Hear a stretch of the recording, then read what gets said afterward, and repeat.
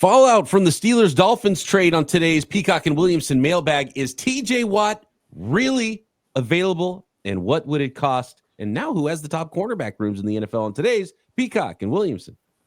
NFL analyst Brian Peacock and former NFL scout Matt Williamson bring you expert NFL analysis every day in less than 30 minutes. Get an inside look at the NFL on the field and in the front office with elite breakdowns to next-level analysis and in-depth information only for the real NFL fans. This is Peacock and Williamson, and it starts now.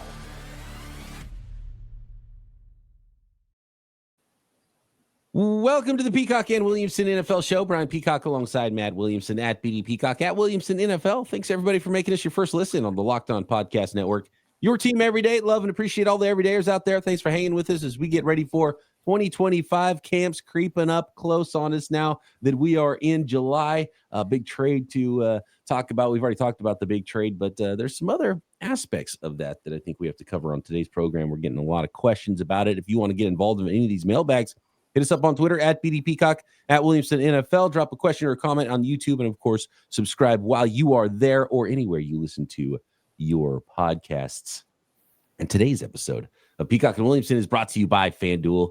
And all you got to do right now is go to FanDuel.com. New customers get $150 in bonus bets when your first $5 bet wins.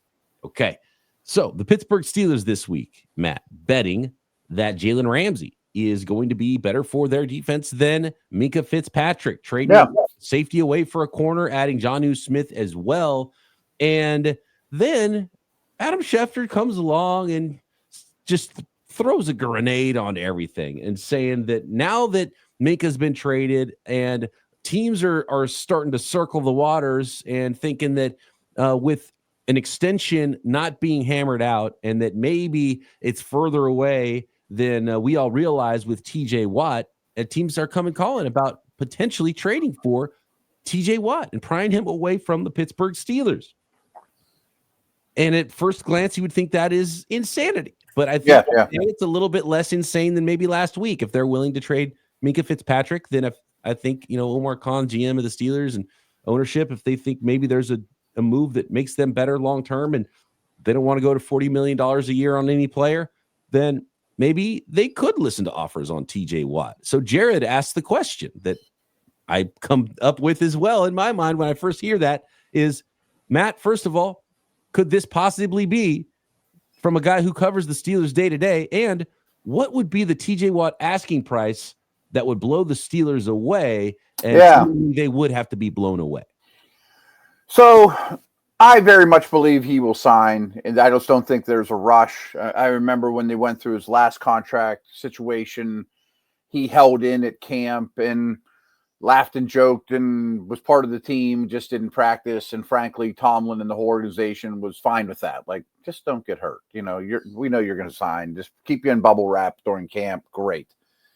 I don't think this will be any different. I think it's just he wasn't at mandatory minicamp. He wasn't at OTAs. I thought he'd be at minicamp. That surprised me a little. I absolutely trust Schefter, but we know these things come from the agent, maybe to put a little more pressure on things. That doesn't mean that they're not true. And from what I remember from the Schefter tweet, wasn't the Steelers are shopping Watt. It's teams are calling the Steelers. You know what I mean? I'll read it word for word here. Okay. And I do have actually some thoughts on that. So according to Schefter, sources in recent weeks, so this isn't just after the trade either. In recent weeks, multiple teams have been discussing whether they can trade for Steelers standout TJ Watt, who skipped the team's most recent minicamp. Pittsburgh hasn't shown any willingness to deal Watt so far, but he's unhappy with his contractual situation, and sources believe outside team interest is likely to increase given today's trade. So the way that is worded is that is either I guess it could go a lot of ways, but the way he puts it is that it's other teams just texting Schefter and be like, I wonder if TJ Watt could be available. That's that's kind of my feeling too. Was maybe go ahead. We all assume he's going to be a Steeler, retire a Steeler, like a Cam Hayward situation. I've assumed that since the start. I've never really taken it seriously that he won't be a Steeler extension. but I didn't see the Minka trade coming. And people think the Steelers are so stuck in their ways and they only do this, these things, and they've only had 3 coaches and blah, blah, blah. The way they've done business is way different since Omar Khan has taken over for Kevin Colbert. I mean, DK Metcalf trades and, all kinds of movement around the draft board, and they've become an aggressive organization. It doesn't mean that they've become a lot better, but I mean, I do think the vision is more in tune, and they're a lot more cap oriented with a cap guy, in charge. So maybe nothing's off the table. I mean, I think with this regime, I could believe that. I deep down think in the next month, in the dog days of Latrobe, when we're in the middle of camp, he'll sign a monster deal and there'll be a big party and everybody will be happy and we won't talk about it again. But the fact that Minka got moved opened my eyes a little, that, hey, maybe no one's off the table, because I thought he was kind of be a lifer after trading for him from Miami.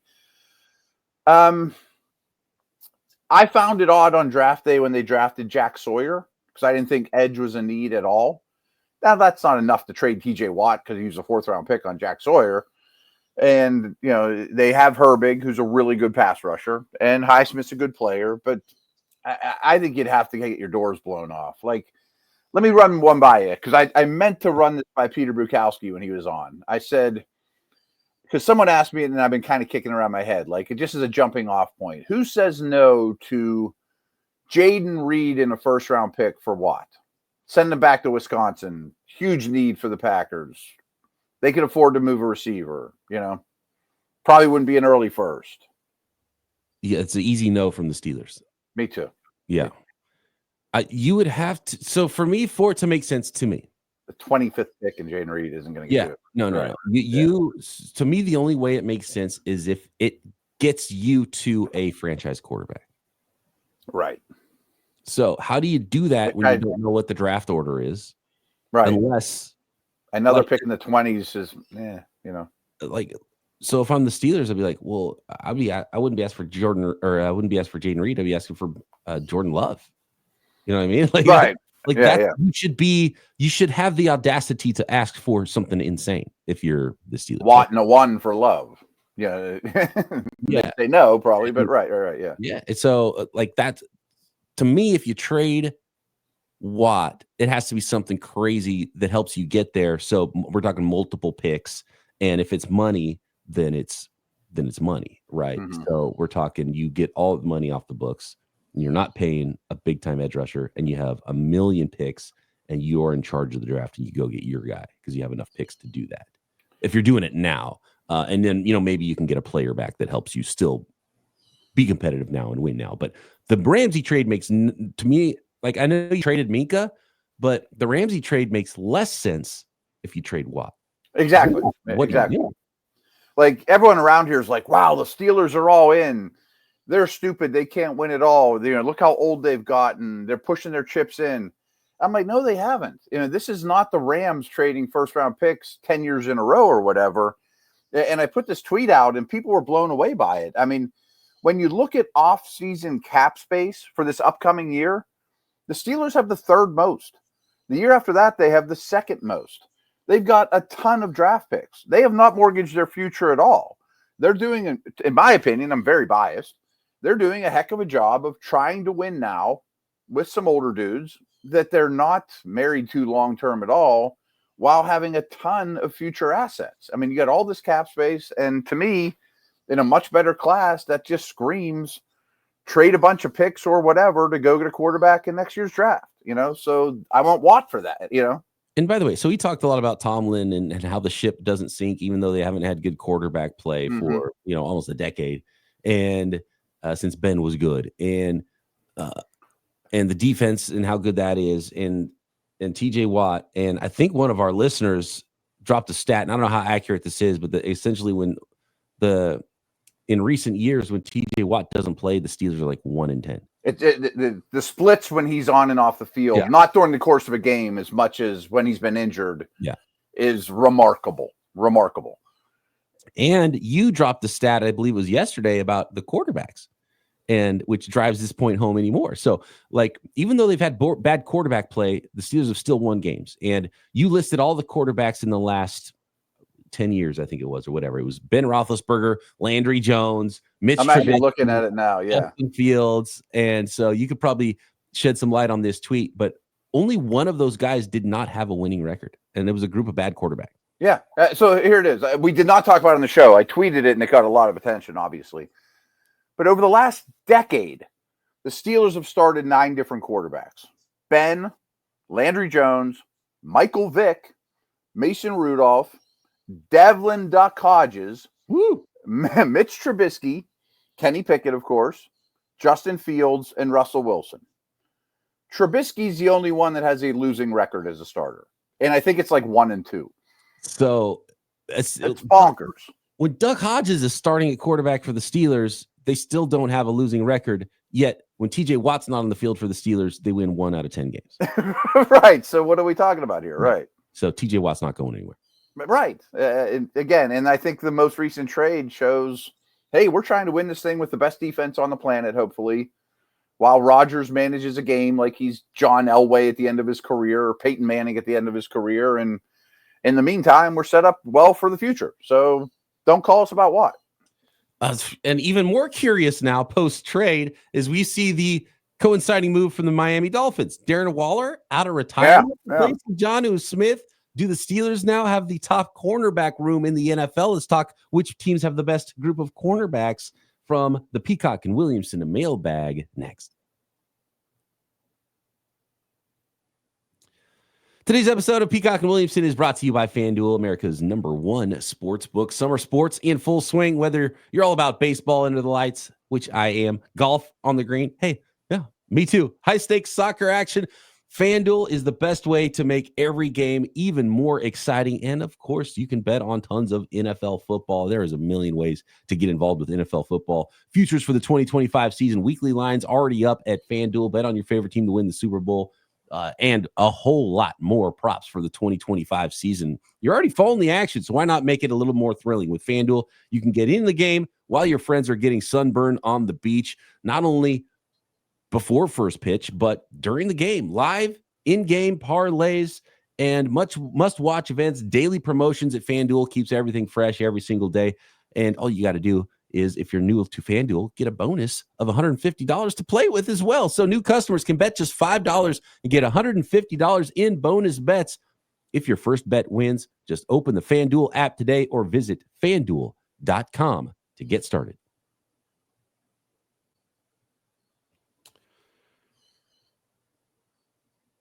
The Pittsburgh Steelers traded for Jalen Ramsey, have a really strong cornerback room now, Matt, with Joey Porter Jr., Darius Slay. Some heavy hitters right there. That's a big-time group of corners. The question has been asked, do they have a top 3 cornerback room? Do they have the #1 cornerback room now in the NFL? I know you've looked at this. Who's got a better group of corners than the Pittsburgh Steelers today? I jotted down 6 or 7 teams that would be in contention, and the Steelers are right there. Slay could history's not kind to 30-plus-year-old corners, but he played really well for the Eagles last year, especially in the playoffs late. So it didn't seem like he wore down. And now I think you ask a little bit less of him with Ramsey in the mix. Like when they have 2 corners on the field, I'm not even sure which 2 it's going to be. You could end. I'll say this with the age and the veteran group that you have there in Pittsburgh. You could end 2025 and think, we're paying a lot of money for Jalen Ramsey to be a middle of the field defender. Not quite the guy he used to be, and Darius Slay's definitely not quite the guy he used to be. Better get a second-round pick on a corner again. Yeah, that could be coming soon. Yeah. There's no question. And Porter's about to get paid. It won't be long until you have to pay Porter too. So. But for this year, I don't think I would trade it for any. The one that I'm the closest to is the other team that added the recent guy, Jari Alexander. Ravens is really strong too, because I think Wiggins is on a Porter-like projection of going to be a really good young player. Humphreys is they're kind of similar. Humphreys kind of like your Ramsey that can do a bunch of stuff. That's a veteran. That's had a great career, and that's a good group. That's a really good group. Yeah, Wiggins, I think, had one of the more underrated rookie seasons last year. Just kind of flew under the radar as a late first-round pick, and especially late in the year, came on strong, really. Yeah, going in the right direction there. I would just like because to of depth. I mean, I think there's some good pairings, but the fact that those two AFC North teams go 3 deep with probably big time players who's is pretty strong. That's the question for me here. Is like who the number 3 guy is a big one. I would probably nominate the Denver Broncos just because I think they have the on my list outside corner right now in Patrick Surtain, the second. But then they go with the first round nickel in Jahdae Barron, and Riley Moss is pretty good. This is leaning a little bit on the number 1 guy and still unknown with Jahdae Barron, right? But he's a first round pick for a reason. So that's a really interesting group that I like a lot that I think would be in contention as well. No question. Some other ones I jotted down are Philly's got 2 really good young ones, as we know, as well as some other guys you could pretty much count on. And I think that they're continuing to get better. The Patriots, adding Davis as a number 2, I think Gonzalez has a chance to be a top 3 or 4 corner if he can stay healthy. He was awesome before injury, and now you add Davis to the mix, and they're good in the slot as well. New England, you wouldn't think of maybe. Seattle's got a good young pairing. I'm not sure how good Woolen is after his rookie year, but I'm a big Witherspoon fan. I think you have to bring up the Texans. They also have that star and not hurting at other spots either. Like Lassiter was a lot better than I thought too, and Stingley's a stud. Last on the list, and they're kind of just an honorable mention, are the Colts after some of the, Moore is a really, really good slot, and they paid some money for, a free agent corner, but they would not be in the same category as the other ones I mentioned. Yeah, Philly's interesting too because Slay going from Philly to Pittsburgh transitions the best group from Philly to Pittsburgh potentially. Maybe. Ramsey, but Kelly Ringo's the number 3 guy now because Quinyon Mitchell and Cooper DeJean were so good as rookies, and I think they are both potentially on a star path. And I think a lot of people talk about Cooper DeJean, but Quinyon Mitchell was awesome last year. He was the best corner in the draft and proved it, I think, on the field last year. But now the number 3 guy, Kelly Ringo, how good is he actually? That worries me a little. Like they would not be in the top 3 or 4 for me, but the DeJean Mitchell combination is probably the most desirable one you want in terms of age and going forward. Right. I would potentially take that group if you just swapped Ringo for Darius Slay. Right. Although Ringo's got athletic ability and talent, so who knows? Maybe they always figure it out as well. Yeah. The Philadelphia. And having one sort of weak spot isn't the end of the world, But as I went through it, I was pretty impressed. I mean, New England really comes to mind. Denver, as you mentioned, Texans. They all have stars and depth. What is up with the Darren Waller move? Out of nowhere, not something I expected. He retired, trying to do some music stuff. Maybe that's not going great for him. He realizes he's a lot better playing football than he is at his other interests off the field. He's obviously gone through. He's had a really interesting career and life path to lead him to where he was a Pro Bowl caliber wide receiver and one of the tight ends / receiver. Came in the league as a wide receiver though too. Right, Georgia Tech, and then retires and is now replacing Jonnu Smith in Miami as a Dolphin. I have no idea. I don't have a lot of answers here. No. Do you have any answers for this one, Matt? They got him for next to nothing because he's not going to play for the Giants again. The Giants might as well just trade his rights for something. So the investment is very minimal. It's a risk. I mean, it's been a while since he's played and wasn't young to begin with, but it's been a while since he's played good too. That's what I mean, right? Like, is he going to be? I mean, Jonnu Smith caught 88 passes last year. I don't think Waller is going to be a tight end 1 for fantasy or catching 70 or more balls, but maybe he's situational. Maybe he's kind of like a Kelsey third down red zone guy only. I don't know. I don't know what to think of it, but I also know how much money he's making. I've never seen that contract. It can't be a ton, I would think, coming off the couch. Miami's a weird organization. I meant to mention this when we were talking about the Minka trade. I've heard a lot of people say Minka might not be there long, because the way that the contract is structured, they could use him for this year, cut him, and save like $17 million in cap space, or trade him tomorrow or at the trade deadline because they have no money. So I just don't know where they are organizationally. You know, like they're trying to save their jobs. They're trying to get bigger and more physical on both lines of scrimmage. But like trading Ramsey, you laid it out the day after the trade. That's the worst cornerback room I've ever seen. And now they have like one good defensive back. Like, and it's funny. I'm actually looking at the depth chart right now, and then whoever the folks are at ESPN who are in charge of depth charts put Darren Waller at tight end 1. Right. And it's like, well, it's hard. It was a terrible tight end room a minute ago. Yeah. Right. Like, are we going to find out? It's like, oh, they really love Julian Hill. Right. Pharaoh Brown's been around for a long time. Is he maybe an early down blocker? And then you got Waller coming in. Tanner Connor. Again, wouldn't know him if I passed him on the street. So, right. And look, maybe I'm ignorant to the talents of the rest of the tight end group here for the Miami Dolphins, but clearly they needed a guy and went out and got a guy the next day. And it was a big name guy in Darren Waller. Just a weird team. And I kind of super weird team. I agree with one of our listeners who essentially said, you guys got to get Locked On Dolphins host Kyle Krabs on the show because first of all, to break down all this madness in Miami, and he's got his finger on the pulse. But another point from Mark here who said, got to get Kyle Krabs on the show to talk Dolphins. Keep saying Miami is in cap trouble, but it looks like they now have more cap space than Pittsburgh even this year with a ton of fake cap numbers next year. Tyreek Hill, for example, is going to be gone, and he's got a bloated contract of $40 million, but it's non-guaranteed. So that's just going to be cut completely off. I know Miami has a little bit of space now this year because they got Ramsey off the books. Ramsey was a huge number that Pittsburgh took on, which was a big part of it for Miami. Clearly, they're trying to figure out the contract stuff, and they weren't going to pay Jonnu Smith anymore. And obviously, you got that 1-year extension with Pittsburgh. So, this was a cap move. The trade was mostly about money. And the Mika move could continue to be more about cap later if he's off the books and they, potentially, they could blow this thing completely up because no Mika, no Tyreek Hill. And now you have probably the point in Tua's contract where you could get out of that pretty soon too. If you you could really pull that zip cord and then you're talking about a complete teardown. But as for the current build, I still don't understand it. I don't either. I don't think they're the wisest of organizations either, to be honest with you. I don't really approve of how they do business and team build, and even going all in when they traded for Tyreek was a push your chips in the middle to win it now move, and they didn't, and most teams don't, but they're kind of paying for it now, and I just don't love the infrastructure. Like, who are the foundational Dolphins 2 years from now?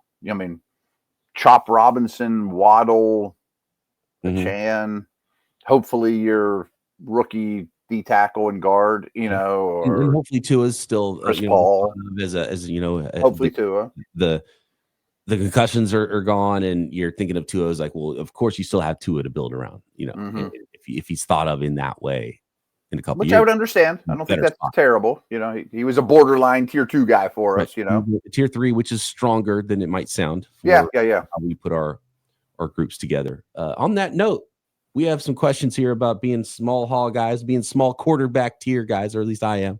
And what about a developmental league for the NFL to finish up the Peacock and Williamson mailbag next?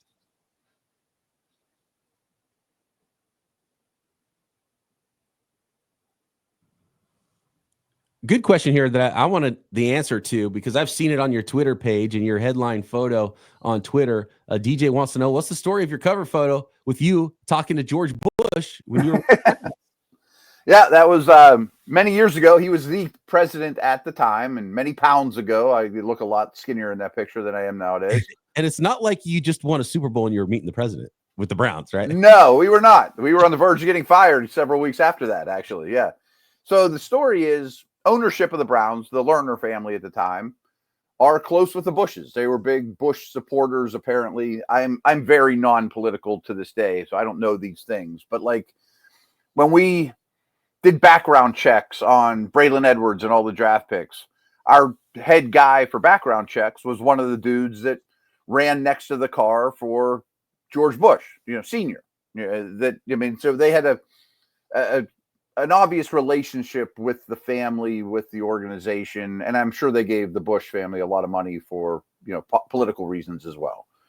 And frankly, maybe I missed the memo or I was on the road, but my normal day was I'm up on the second floor watching tape as usual, wearing my Browns gear, and set an alarm basically to go down to practice, watch practice when the time comes. And I go down the doors and it's locked, or like I can't get through the door to get down to the first level, like where the weight room is and all the player stuff. And there's this like security guard who I don't recognize at all. It wasn't a Browns guy. It was a presidential dude saying, "You're not coming through here at the moment." I'm like, You probably thought you got fired already.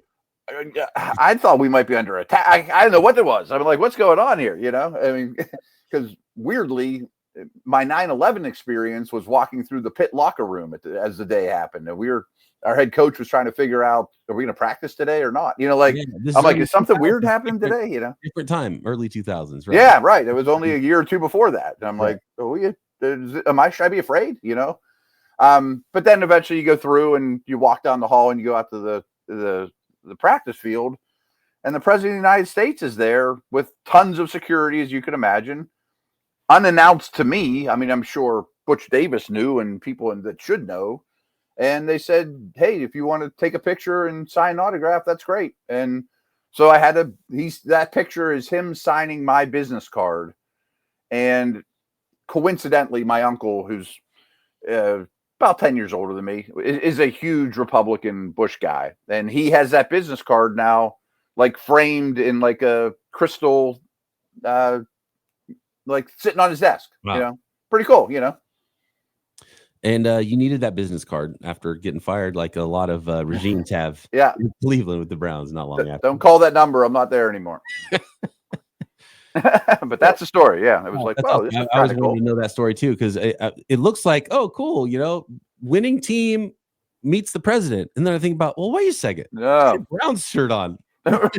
He was just in town for whatever he was doing that day and came to practice. That's phenomenal. Okay. Joey Bag of Donuts wants to know, why doesn't the NFL just buy the UFL and make it a developmental league? It would be popular and get players needed reps. I am 100% on the same page as Joey Bag of Donuts. Been asking this forever. I loved the NFL Europe. It's a bummer that they couldn't keep that going, because I think that would be phenomenal for the league right now as well. I think having players affiliated is so important for those leagues to even exist as well, because people are just going to care a lot more, even if it's the 55th guy on your roster. The NFL fans out there are crazy, and they're going to tune in a lot more to see their one guy that's going to battle in camp later in the summer. What do you think? Why can't that possibly happen?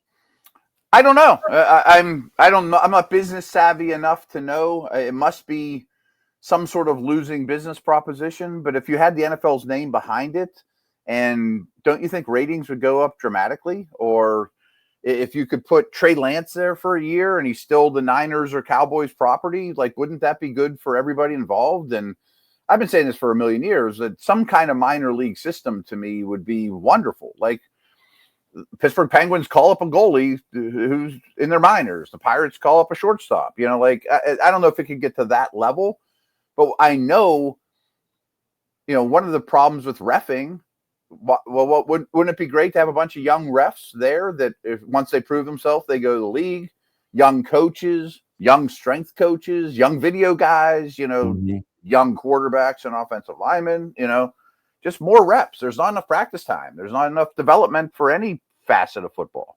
It goes hand in hand with what you were talking about with the 18-game schedule, and you start losing season games, and practice time has already been cut back a lot. You might need that extra bit of development. And on one hand, I will say the NFL has a minor league system. It's called college football. Yeah. Essentially. And that's becoming more and more obvious with the money. You aren't affiliated yet, right?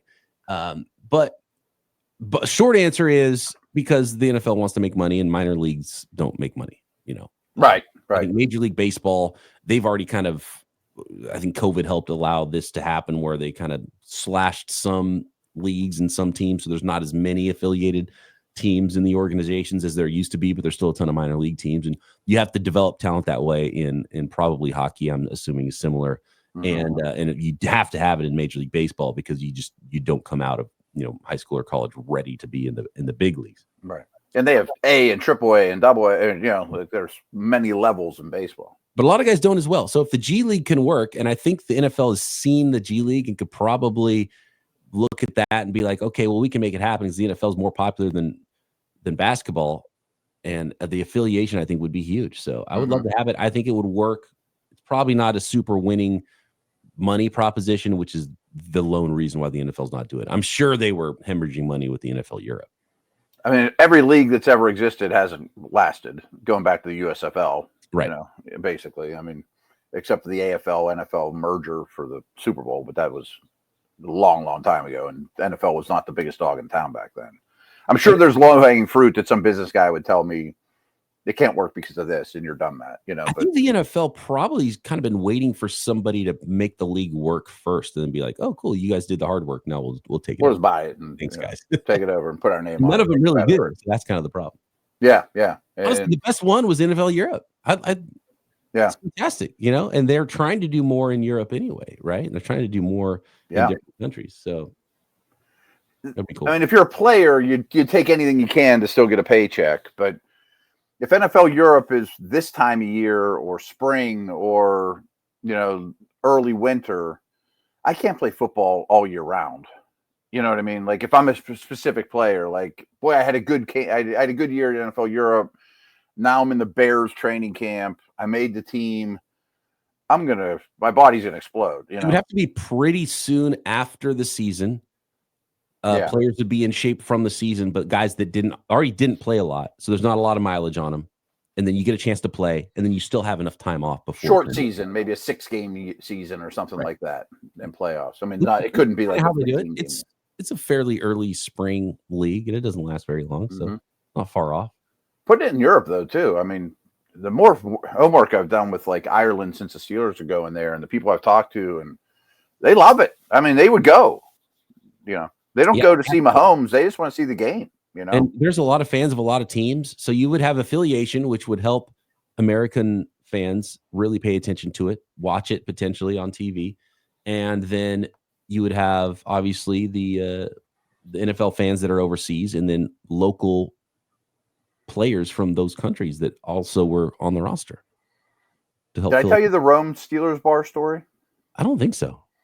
My daughter gets home tomorrow night from an Italy and Greece trip that was through school, which is amazing. She's having an incredible time. And one of the things they did, because it was through a Pittsburgh school, was they visited the Steeler bar in downtown Rome. And wow, it's always packed with Steeler people in there. There's black and gold everywhere. And she went up to the owner and she told him who I am. And this guy loves me, and sending home a t-shirt, and like it was like wanted to give him a free meal and stuff. Like it was super cool. I hope he's listening. Shout out to all the everydayers in Rome and around the world, man. Love, absolutely. And his reaction was, I listen to your dad every day. He's awesome. My daughter has no clue what I do for a living.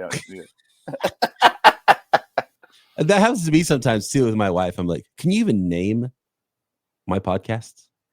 No, of course not. No one in my family could. Right? Like, it's about the 49ers. I know that, but the family discussions. Like, what is it you do again? Especially with the older, the older crowd, the younger folks, right? Get it, and they understand it. What is it again? And what's it called again? Wait, how's it? And how's that work? How do I find it? What local radio station is it on? I'm like, it's not on. Do you have a phone in your pocket? What channel is it on? Yeah. Yeah. Do you have a phone in your pocket? Write my name. Right. Right. You know what team I cover? Write the name of that team, and guess what? It's one of the top ones in your podcast. And if you would Google it, you'd find it very quickly. Either one of our names, but whatever. But the Rome story would crack me up. I love the Rome story. Not as much as the George Bush story, but I hear stories like that all the time. When people are like, hey, let's talk about the 49ers, and I ran them wherever deep Idaho. I'm like, oh yeah, big time 49ers fans over there. And it's lucky that not on our other shows that we cover the 49ers and Steelers, because they're global fan bases too. I don't think there's an Arizona Cardinal bar in Rome. Probably not. There might not. Right. Jaguars bar in London though, or two. Oh yeah. Good stuff. Thanks everybody, wherever you are in the world, for hanging out with Peacock and Williamson. We'll do it up again tomorrow, and of course, get all your questions in for next week's mailbag. If you've got any topics or ideas, hit us at BD Peacock, at Williamson NFL, or in the YouTube comments. Matt and I back tomorrow. Peacock and Williamson.